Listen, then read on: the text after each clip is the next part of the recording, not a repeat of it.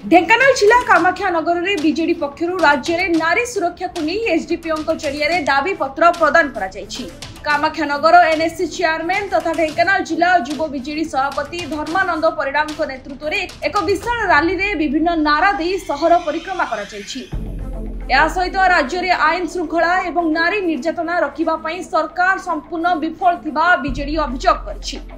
तुरंत एप्रति पदक्षेप ग्रहण न कले परिस्थिति भयंकर हेबो बोली बीजेडी चेतावनी दैछि।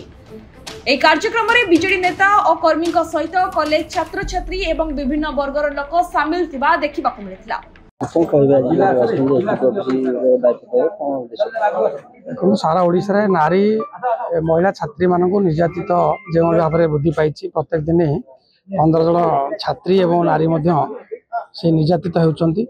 आज गोपालपुर देखु, बालेश्वर देखु, पुरीर बलंगा देखु, यही भाव छात्री मैंने आज कॉलेज स्टूडेंट मैंने बली पड़ जाऊँच। सरकार जो भाव लोक मान शासन कर आज कहीं मानुना सरकार को।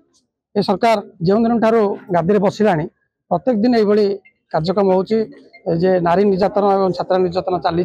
विशेषकर लोक मान जो सरकार उपलब्धि दवा कथा आज महिला माने शांति श्रृंखला मार्केट में बुलवा घर राति बाहर दिन दी पर आज सरकार कौन पदक्षेप नहीं पार दिन दी पर कॉलेज छात्री मान आज यदि निर्यातित होती आज कॉलेज भितर निर्यातित होती। तेणु ये सरकार उद्देश्य आम आज विजु युव छात्र जनता दल तरफ कामाख्यानगर ठारे एसडीपीओ ऑफिस आज डीजी उद्देश्य स्मारक पत्र दौचु। ये सरकार नारी निर्यातना एवं छात्री निर्यातना बंद करूँ।